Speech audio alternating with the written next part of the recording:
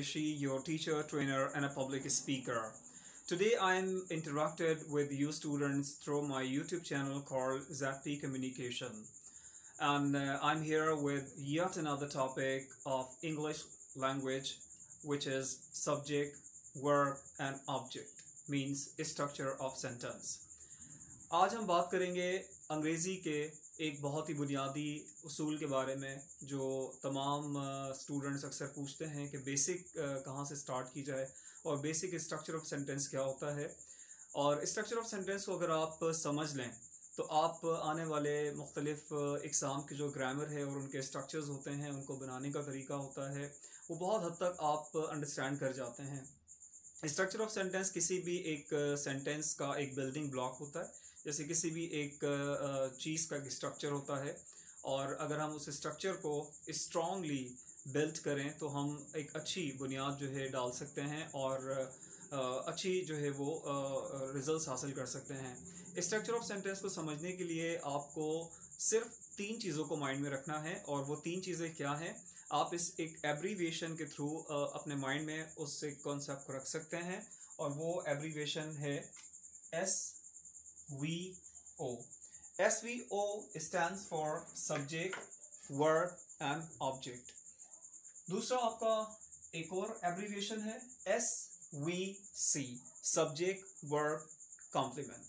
दो आप एब्रीविएशन अपने माइंड में रख सकते हैं स्ट्रक्चर ऑफ सेंटेंस को समझने के लिए बेसिक लेवल पर। बाकी इसमें जो मजीद वेरिएशन होगी वो हम आगे की वीडियोस में डिस्कस करेंगे। स्ट्रक्चर ऑफ सेंटेंस में 3 बेसिक कंपोनेंट्स हैं, 3 बेसिक आपके एलिमेंट्स हैं जो इम्पोर्टेंट हैं जिनको समझना। उसमें सबसे पहले है हमारा सब्जेक्ट। सब्जेक्ट क्या है? सब्जेक्ट को 2 हवालों से आप अंडरस्टैंड करेंगे। Subject performs action. सब्जेक्ट वो जो आपके सेंटेंस में किसी एक्शन को परफॉर्म करे, किसी काम को सर अंजाम दे, उसे हम सब्जेक्ट कहते हैं। दूसरी जो इसकी अंडरस्टैंडिंग है वो है something which is sad about the subject, यानी सब्जेक्ट जिसके बारे में कुछ कहा जाए, उसका एक तारुफ दिया जाए, उसको इंट्रोड्यूस किया जाए, उसे भी हम सब्जेक्ट मानते हैं। तो एक सब्जेक्ट आपका हो सकता है एक्टिव सब्जेक्ट, और दूसरा आपका हो सकता है नॉन एक्टिव सब्जेक्ट, जिसमें सब्जेक्ट के बारे में कुछ कहा जाता है, सब्जेक्ट को उसके बारे में कुछ इन्फॉर्मेशन दी जाती है, उसको इंट्रोड्यूस किया जाता है। दूसरी हमारे पास चीज़ है वर्ब। वर्ब को आप समझने के लिए अगेन एक एब्रीविएशन को माइंड में रख सकते हैं, that is SPA. SPA stands for state, possession, action. यानी सब्जेक्ट के बाद जो आपका वर्ब है वो एक अहम हिस्सा है किसी भी सेंटेंस का। तो ये 3 हवालों से आप अंडरस्टैंड कर सकते हैं। वर्ब हमेशा आपको 3 कंडीशंस में किसी भी सेंटेंस में मिलेगा। सब्जेक्ट या तो स्टेट को जाहिर करेगा, यानी कि हालत बताएगा आपके सब्जेक्ट की। पोजेशन यानी कब्जे को जाहिर करेगा आपके सेंटेंस में। और तीसरी चीज़ है एक्शन, यानी कोई भी काम। तो इन 3 हवालों से अगर आप सब्जेक्ट की एक अंडरस्टैंडिंग डेवलप करें तो आप वर्ब को आप बहुत अच्छे से समझ सकते हैं। तीसरी अहम चीज़ है वो है ऑब्जेक्ट। ऑब्जेक्ट यानी रिसीवर ऑफ एन एक्शन, यानी जिस पर काम किया जाए, जो आपके सब्जेक्ट के एक्शन को रिसीव करे, उसको हम ऑब्जेक्ट कहते हैं। ऑब्जेक्ट मज़ीद कितने तरह के हो सकते हैं और क्या इसकी बेसिक डिटेल्स है वो मज़ीद हम और आगे वीडियो में डिस्कस करेंगे। अब इन एक्सप्लेनेशन के हिसाब से जो आपको एग्जाम्पल्स मैंने दी हैं, आप इन एग्जाम्पल्स को जहन में रखें, आप इन एग्जाम्पल्स को स्टडी करें। इसमें पहली जो 2 एग्जाम्पल्स हैं जिसमें हमारे पास जो सब्जेक्ट है वो फर्स्ट पर्सन सिंगुलर आई है, और 2 मुख्तलिफ एग्जाम्पल्स में मैंने यहाँ उसको लिखा है। पहली हमारे पास एग्जाम्पल है I am a teacher. I am a teacher एक टू बी फॉर्म का सेंटेंस है जिसमें हमने यहाँ सब्जेक्ट, मेन वर्ब और कॉम्प्लीमेंट का इस्तेमाल किया है। यहाँ आई एक सब्जेक्ट है जिसे इंट्रोड्यूस किया जा रहा है, जिसके बारे में एक बात की जा रही है, एक इंफॉर्मेशन दी जा रही है कि आई कौन है, आई एक टीचर है। एम यहाँ पर इस सेंटेंस का एक मेन वर्ब है जो इसकी स्टेट को जाहिर कर रहा है प्रेजेंट में।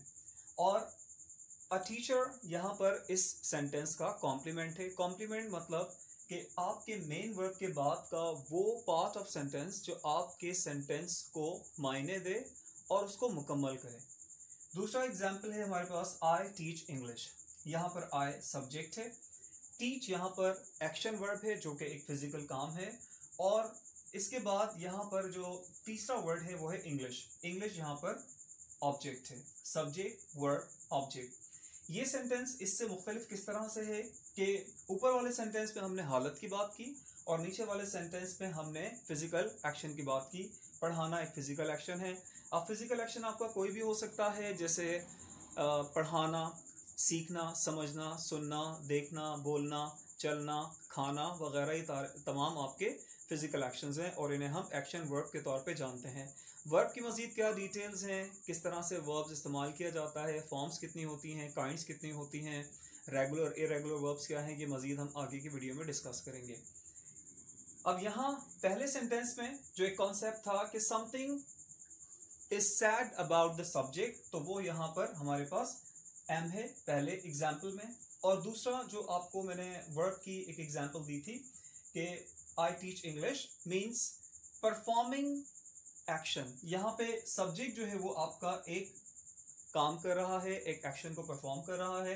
तो यहाँ आपका सब्जेक्ट जो है पहले में एक आपका इंट्रोडक्टरी सब्जेक्ट आप कह सकते हैं, उसको आप ऐसा सब्जेक्ट कह सकते हैं कि जिसमें उसके बारे में बात की जा रही है, उसको इंट्रोड्यूस किया जा रहा है, और दूसरे सेंटेंस में सब्जेक्ट एक काम कर रहा है। तीसरी एग्जाम्पल्स पे अगर आप आते हैं तो तीसरी एग्जाम्पल आपकी हमारी सेकंड जो वर्ब का एक कॉन्सेप्ट है उससे रिलेटेड है। He has a car. यहाँ पर हैज़ आपका मेन वर्ब है, ही यहाँ पर आपका सब्जेक्ट है, और एक कार यहाँ पर इसका कॉम्प्लीमेंट है। ही हैज़ अ कार यहाँ पोजेशन को शो कर रहा है, ये सेंटेंस पोजेशन को शो कर रहा है। और तीसरी एग्जाम्पल में ही प्लेज क्रिकेट, और यहाँ पर जो आपका सेंटेंस है वो एक्शन के हिसाब से एक कॉन्सेप्ट डेवलप कर रहा है कि ही यहाँ पर जो एक काम कर रहा है वो है खेलना, और ही एक फिजिकल एक्शन कर रहा है, यानी वो खेल रहा है। और क्या खेल रहा है? क्रिकेट। तो ये आपकी दूसरी एग्जाम्पल हुई। और तीसरी एग्जाम्पल यहाँ आपको ऑब्जेक्ट्स के हवाले से दोबारा से मैं आपको देना चाहूँगा। पहले भी हमने यहाँ बात की अपने पहले सेंटेंस में, यहाँ पर हमारे पास सब्जेक्ट है, यहाँ पर वर्ब है, और यहाँ पर इंग्लिश ऑब्जेक्ट है, ठीक है। और इसी तरह से हमारे पास सेकंड लास्ट सेंटेंस में ही हमारे पास सब्जेक्ट है, प्ले हमारे पास यहाँ एक्शन वर्ब है, और क्रिकेट यहाँ पर हमारे पास एक ऑब्जेक्ट है। तीसरी यानी कि लास्ट जो हमारे पास एग्जाम्पल है तीसरे कॉन्सेप्ट की, जिसमें हमने ऑब्जेक्ट के बारे में बात की थी। तो ऑब्जेक्ट क्या है कि जो आपके सेंटेंस में एक्शन को रिसीव करे, जिस पे काम किया जाए। शी अगेन सब्जेक्ट, यहाँ पे राइट्स वर्ब है, आपका एक्शन वर्ब है, और यहाँ पे आप देख सकते हैं कि दो ऑब्जेक्ट्स लिखे गए हैं, दो वर्ड्स लिखे गए हैं, एक है लेटर और दूसरा है हिम। अब यहाँ स्टूडेंट्स आपको समझने की जो बात है कि ऑब्जेक्ट आपके दो किस्म के हो सकते हैं, यानी एक लेटर जो कि किसी चीज़ का नाम है, वो भी आपका यहाँ ऑब्जेक्ट है, और हिम एक आपका ऑब्जेक्टिव केस है। तो यहाँ ऑब्जेक्टिव केस हिम पर्सन को एज एन ऑब्जेक्ट शो कर रहा है, और लेटर यहाँ पर एक फिजिकल चीज़ को ऑब्जेक्ट शो कर रहा है। किसी भी सेंटेंस में एक ऑब्जेक्ट भी हो सकता है और ये दोनों ऑब्जेक्ट्स भी एक साथ आ सकते हैं। अगर कोई ऑब्जेक्ट आपका किसी चीज़ को जाहिर करे तो वो होगा आपका डायरेक्ट ऑब्जेक्ट, और अगर आपका ऑब्जेक्ट पर्सन को शो करे इस तरह से ऑब्जेक्टिव केस की सूरत में या किसी नाउन की सूरत में, तो वो होगा आपका इनडायरेक्ट ऑब्जेक्ट। तो ये एक बेसिक कॉन्सेप्ट है आपका स्ट्रक्चर ऑफ सेंटेंस से रिलेटेड, जिसमें हमने एक बेसिक आइडिया को डिस्कस किया, सब्जेक्ट वर्ब ऑब्जेक्ट के बारे में बात की, और कुछ बेसिक एग्जाम्पल से मैंने आपको सब्जेक्ट वर्ब और ऑब्जेक्ट के बारे में बताया। तो उम्मीद है आपको ये बेसिक चीज़ें समझ आई होंगी, और आई होप आप इसको अपने कॉन्सेप्ट के मुताबिक समझेंगे। और अगर आपका कोई भी सवाल हो तो वो आप मुझे कमेंट या मुझे इनबॉक्स में भेज सकते हैं, और डिस्क्रिप्शन में मैं मज़ीद आपको वीडियोस का लिंक शेयर करूंगा। तो आई होप आपको वीडियो अच्छी लगी होगी, तो आप इसे ज़रूर लाइक करें और मेरे चैनल को सब्सक्राइब करें। चैनल का नाम है ZP communication. Thank you for your time and your concern.